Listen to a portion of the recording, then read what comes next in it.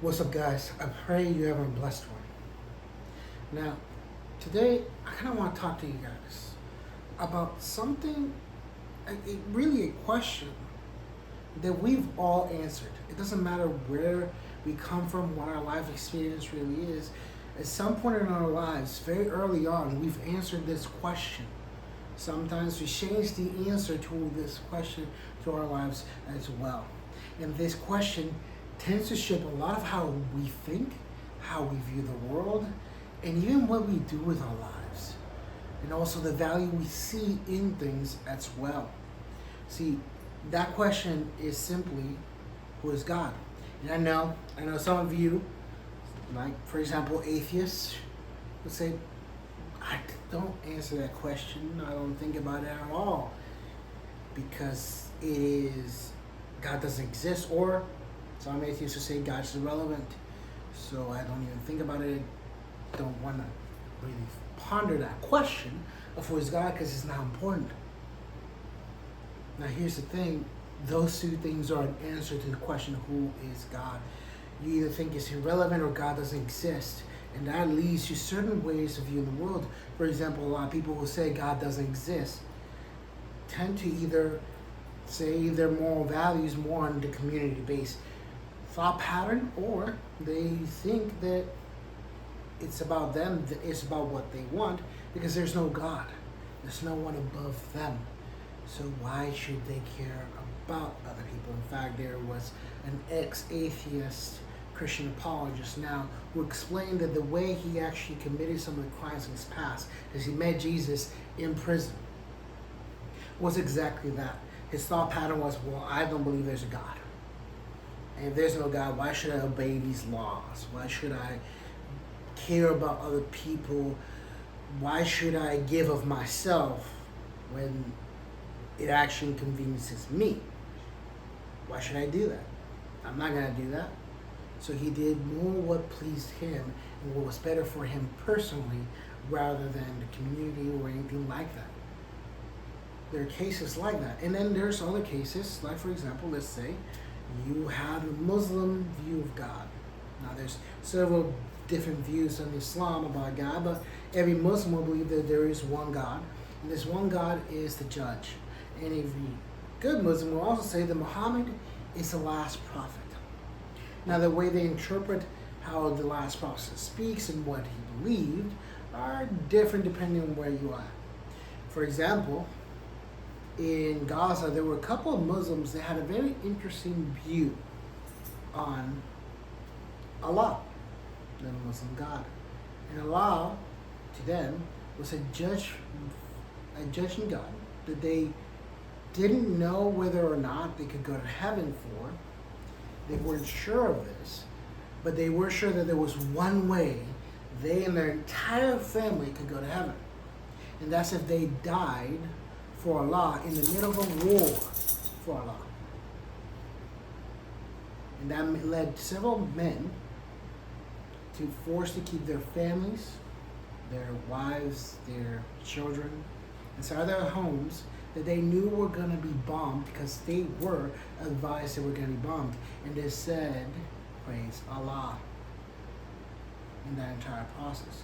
Now, many Muslims would stand against that and would say that's not a good interpretation, that's not what Allah wants. But that led him to his decision, his view on Allah. There's also been Christians who, under the viewpoint of Christianity, have gone out to conquer nations and force people to actually convert to Christianity by brute force. Which there's a lot of Christians, in fact, a larger majority, historically, they would say that's the worst possible way of viewing the Christian God. In fact, other viewpoints of the Christian God leads many missionaries out there to die for their faith, to die for others, so that others may hear their faith. In fact, there's a famous story where a bishop, Christian bishop, goes to the Colosseum in the Roman Empire time periods and see two men fighting it out and killing each other. In the Roman Colosseum, every man sits in there cheering over the fight as two men are trying to kill each other. And him, so grieved by this, jumps in the middle of the fight, trying to stop these two men because he saw both of them as being valued human beings because of his view of God, them being the very image of God. He jumps in the middle and dies. Some have put this story to be one of the main reasons why the Colosseum ended. Why the actions in the Colosseum ended prematurely was largely due to this bishop's actions. His actions spoke largely about the Christian faith, and at the time, the Roman Empire, being Christian, left a huge impact. Depending on who you are, it shapes where you go and how you walk, what you do, what stance you take. It's a question we all have to answer. It is a basic question.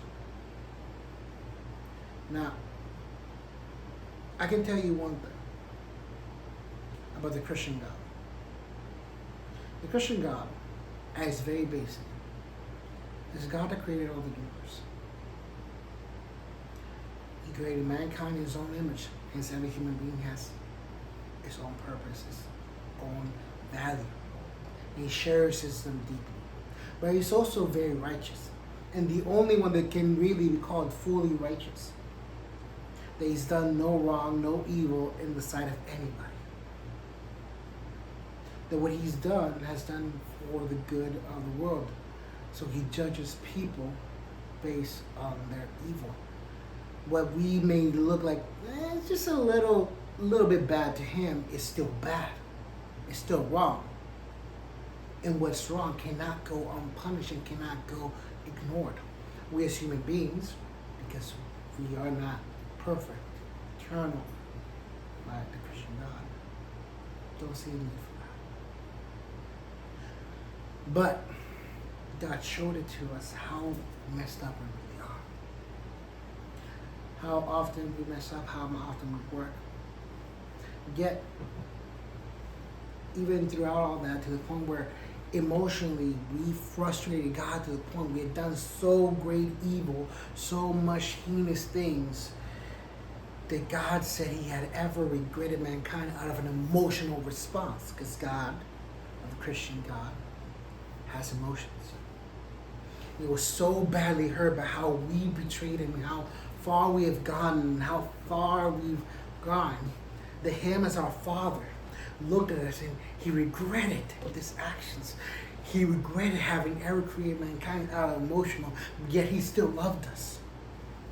It's like a parent who raised tenderly their child and cared deeply for them, and then seeing them do the worst things possible.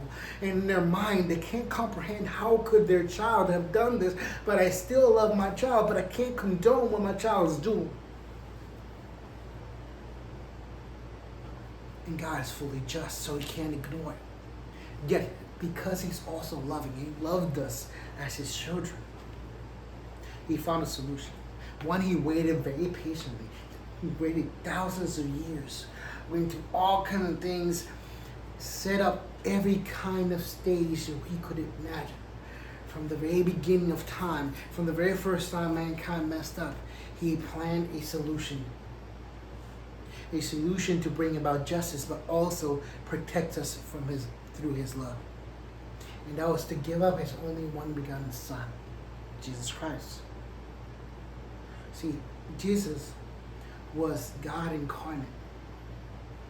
And he took on the flesh of mankind so he could walk like we walk, go through every temptation we go through, and suffer as we have. In fact, Jesus went through some of the same temptations, and some temptations most of us would fear to ever have. I mean, imagine this: your entire town that you grew up in calls you a liar and tries to murder you. Or your siblings thinking you're a madman for speaking the truth. Or, worse yet, you're arrested for a crime you never committed. And then you're actually brought up by the judge, and the judge says, I don't see why I should arrest him. I don't know why I should put him to death. And your entire community, everybody who knew you, says that they want to free a murderer, a well-known murderer, a real criminal, and have you die. And in the matter of this, his closest friends abandoned him. In fact, one of his friends was the one that turned him in. And turned him in with a kiss on the cheek. Fully betrayed. And he slowly was beat, spat on, humiliated to the worst possible measures. I mean, look at what the crucifixion really looks like. Look that up and read about it. What is the crucifixion? Because that was where Jesus went for you and me, according to the Christian viewpoint of who God is. And that guy, God incarnate, who took on flesh, went through all that and then died a very slow and painful death. And rose again on the third day to defeat death, to defeat sin, to defeat our issues, to take upon our crimes, what we deserved, every wrong thing we've ever done, upon himself, so that we could have a chance to relate with him again, so we can come back home. And to have the perfect place that he has set aside for us from the very beginning, so that we could become the people he knew we could become, so we could turn around and become the best people we could ever be. He loved us not because of our actions, because by our actions we don't deserve anything. Throughout history, God was mistreated the entire time in the Christian Bible. From Genesis all the way to Revelations, there's constant opposition to God. Mankind, we rather do our own thing. But God so loved the world, he gave his one only begotten Son. Not because we deserved that love, but because he saw us as innate value, because he shaped us, he created us. He loved us more than anybody else. He's the Father that many of us never had, and we have always wanted and dreamed about. And he's seen us growing up and walked with us, according to the Christian viewpoint. That's the viewpoint I have of God. That's the viewpoint several other people have had of God, many of which has changed the world for the better. One such person was Martin Luther King Jr. His viewpoint on God was what shaped him. In fact, he was a pastor before he was ever a civil rights movement activist. And he shaped the idea of his I Have a Dream speech because he believed that God made every man with innate value and every woman with innate value. He knew that every person had value, so he hoped that one day we would not be judged by the color of our skin, but rather by the character, by the fruits of our life, by who we choose to be. If we choose to be the worst of people, then we are the worst of people. But if we choose to be the best that we can ever be, then we are seen in light. That's the viewpoint Martin Luther King Jr. had through his understanding of who God is. Meanwhile, other people who have grabbed the view of God have used it to shape something completely different, to oppress people, to justify their own filthy actions that they know is not right, but it makes them feel so good. It makes them feel right. It makes them feel safe. It's their clutch that they hold on to. So they shaped Jesus to be just that. They shaped God to be just that. But see, I choose to grab God for who he is according to Scripture. Because when I look at the God of the Bible, it's the one God that doesn't seem to be shaped by any human natural desires. What Jesus teaches often goes against any natural desires for any of us to do. In fact, he constantly says, deny yourself. Take up your own cross.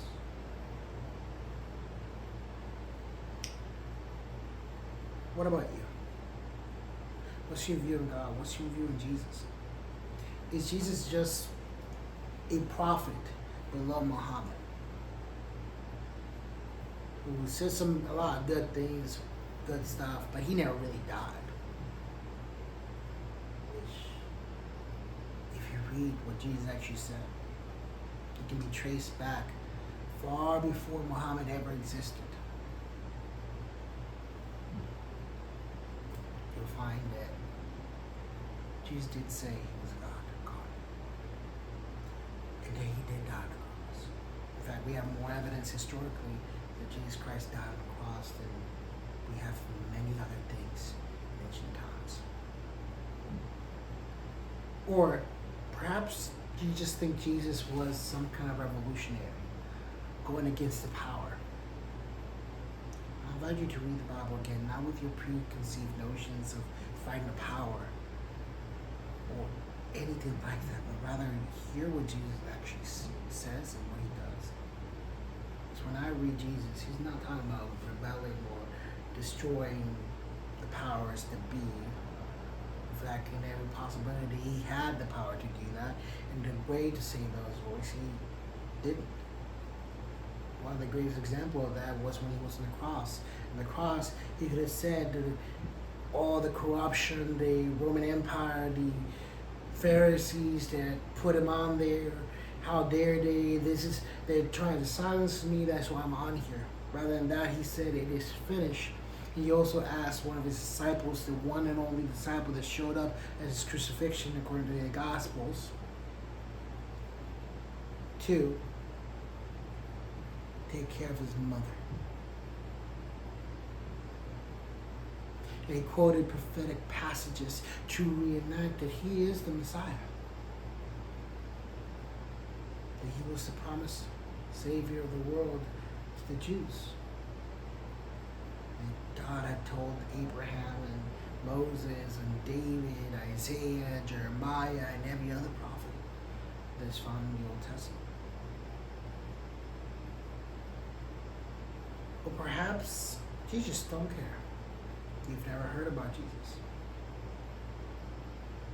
Let me tell you this. I didn't always believe in Jesus this way. I didn't always view God as God. I honestly didn't trust him. Part of it was because of church pain that I had myself, and I didn't want to believe in Jesus. Another part of me was I was content the way I was, and living the life that I was. But when I looked at the evidence and when I looked at who Jesus is, I couldn't deny it. I was left with the question, well, if this is true, and this is what Jesus is he someone I want to be with? And when I think about how he's the only person I've ever known to actually love me to the point that no matter how much I messed up and no matter how much I betray him, he's still there for me. Will come to me when I ask for him and will build a relationship with me and forgive me for everything I've done for him. That broke me to tears. Which I'm not one to cry, especially back then. But I couldn't stop crying because it was the first time I really knew and understood how loved was I. And I want you to understand today that the God of Christianity, the one true God, the God that I believe, in my viewpoint, values you far better than you could have ever imagined. And he has things in store for you. And he wants you to know him. Not guess who he is or put him in your little box, but rather sit down on the table with you and talk to you. To really talk about who he is. And share a life with you and get to know, and let him get to know you and you get to know him. So that you have a real relationship with him. You don't need to come fixed. You don't need to come to him perfect. You don't even need to come to him fully convinced that he's real. Come and have a conversation with him. It may feel weird at first, if you've never done it. But if you really want to have this relationship with Jesus, ask him to join you, to have a relationship with you. Tell him if you really believe. If you've gotten to the point where you believe who Jesus is and that he is God and that he saved you and he died on the cross for you, then you need to confess that. Confess who He is. Speak it out loud from your heart. And thank Him for it. And ask Him to join you in this relationship as you walk in Him. And He'd be more than happy to do that. And if you just have questions, God, Jesus. You could also leave some questions down in the comments below. If you want prayer, leave them down in the comment below.